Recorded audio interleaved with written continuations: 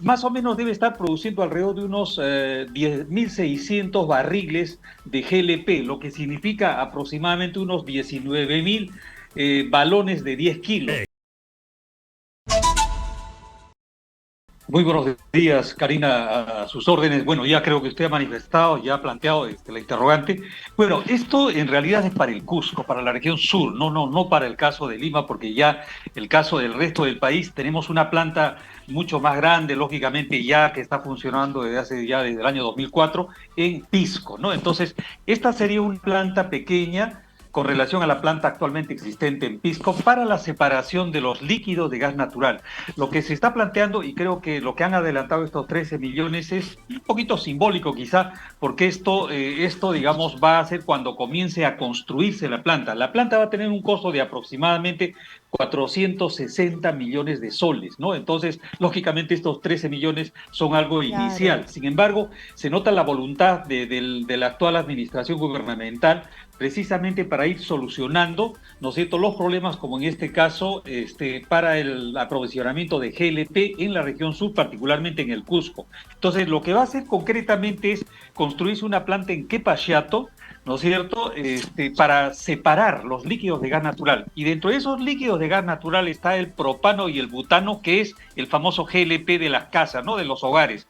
Entonces, más o menos debe estar produciendo alrededor de unos 10.600 barriles de GLP, lo que significa aproximadamente unos 19.000 balones de 10 kilos, ¿no? Entonces eso Exitosa. es, lógicamente va a ir un poco más allá de lo que necesita el Cusco inclusive, lo cual va seguramente cuando se construya compartir con Madre de Dios y Apurímac en este caso. Señor Ochoa, pero esto en realidad va a beneficiar a toda esta población porque cuando usted me decía que Piachato no se hacía esta separación del GLP, por decir el balón de gas, teniendo ellos tanto gas, lo estaban pagando caro. Claro. No, efectivamente, es una situación de todas maneras muy preocupante porque recordemos que desde agosto del 2004 ya tenemos gas en Lima y Callao y en casi toda la costa peruana, ¿no? Entonces resultaba y resulta todavía injusto que en el caso del Cusco, que es donde justamente está Camisea, no se haya en este caso beneficiado, a excepción de que en este momento hay dos pequeñas regasificadoras que ha hecho el gobierno regional, ¿no? En el Cusco y hay creo que hay 1.500 vehículos que están funcionando, vehículos particulares, bueno, taxis, en fin. Entonces, pero el caso del GLP, imagínense todo lo que tiene que dar la vuelta ya sea desde Talar o ya desde Lima, en fin, y tiene que recorrer hasta llegar al Cusco, ¿no? Entonces, desde Matarán y Mollendo, en fin, entonces eso encarece lógicamente el producto. En este caso, esta pequeña planta, ¿no es cierto?, va a permitir precisamente procesar en la misma región, ¿no es cierto?, del Cusco, para que pueda distribuirse el GLP. No estamos hablando del gas natural, porque ese es otro proyecto que definitivamente, digamos, forma parte de este proyecto del gasoducto sur peruano, ¿no? Entonces, ese es otro proyecto, ¿no?, de la masificación del gas, pero también en esta parte de la masificación del gas, además del GLP que ya hemos hablado con la de Quepachiato, estaría permitiendo precisamente, y hay un proyecto que tienen un convenio que ha firmado este año con el gobierno regional, ¿no es cierto?, para la implementación precisamente Exitosa. de esta masificación del gas de aproximadamente 50.000 conexiones domiciliarias, ¿no? Entonces, en algunas provincias del Cusco, particularmente la ciudad del Cusco, Quillabamba y probablemente algunas otras, Calca, en fin. Pero sería lo ideal, ¿no? Porque teniendo ellos ahí todo el gas y no se ven Claro. beneficiados, por eso es que las protestas sociales calan mucho en esta parte del país. Tienen a Machu Picchu, tienen una joya, ¿no? El Cusco es una joya, tienen la convención, tienen todo y resulta que siguen un sinnúmero de personas en extrema pobreza. Totalmente de acuerdo. Fíjese, para que tengamos una idea, se firmó el año 2010, ¿no? Un acuerdo tripartito entre el gobierno central, el gobierno regional y todas las comunidades estas que estaban alrededor de Camisea, ¿no? Entonces, para precisamente llevar adelante esta famosa planta de Quepachiato de la cual hemos hablado al inicio. Sin embargo, imagínense, estamos finalizando el 2022 y todavía, ¿no es cierto?, la construcción, pero fíjate, se ha avanzado por lo menos con el último gobierno regional que ha hecho todo lo posible precisamente para lograr este proyecto. Entonces, ¿qué pasa? Tendríamos en agosto del próximo año recién la aprobación del SENACE, ¿no? Que es el organismo que en este caso aprueba toda la parte ambiental.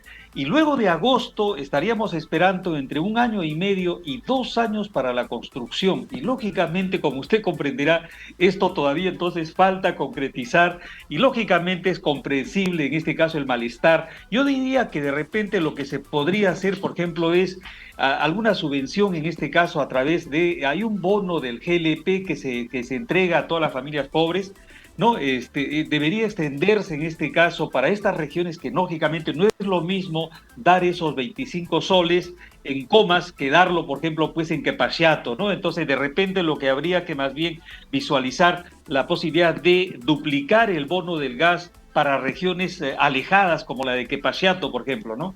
Claro, porque lo que ellos están diciendo en este momento, las personas que tienen todo el derecho a protestar porque se ven olvidados durante décadas y además con expectativas sobreexaltadas en estos últimos meses y que ven que nada cambia, es que no ven el bienestar, ven que están ahí sentados sobre el gas y no ven que les llega nada, que pasan y pasan los Claro. gobiernos y simplemente ellos siguen en extrema pobreza, sin agua, sin desagüe, les viene la pandemia, los arrasa, se los lleva por delante, solamente hay pobreza, no estudian sus hijos, no hay salud, y en realidad hay un sinnúmero de necesidades. ¿Hasta cuándo van a esperar? No, efectivamente, y sobre todo en este caso, recordemos, y usted lo ha manifestado, ¿no? Estos hidrocarburos están precisamente en esa zona, ¿no? Entonces dicen, oye, ¿de qué me beneficio? Bueno, sí se están beneficiando, también eso habría que recordarles. Se están beneficiando del canon gasífero, ojo, se están beneficiando, son cientos de millones de soles que, digamos, han recibido. Ahora, hay malas autoridades que definitivamente hacen piscinas temperadas en un sitio que, digamos, hace un calor pues, de 30, 40 grados, ¿no?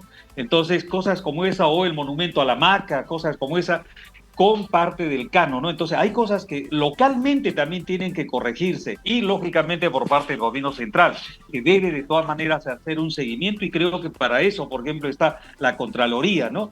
Entonces creo que hay mucho por hacer y creo que estas lecciones que estamos recibiendo, penosas lecciones, porque definitivamente también atacar a activos críticos como es, por ejemplo, esta instalación no, esta de compresión o el oleoducto norperuano, en fin, eso, por ejemplo, tampoco no puede permitirse, pero también a la vez el gobierno, en todas sus instancias, en todos los niveles, no solamente el gobierno central y los gobiernos regionales, en fin, no, subnacionales, deben actuar y otra cosa, utilizar el canon de una manera, digamos, correcta, ¿no? El canon en general, no solamente el canon gasífero, el canon minero, ¿no?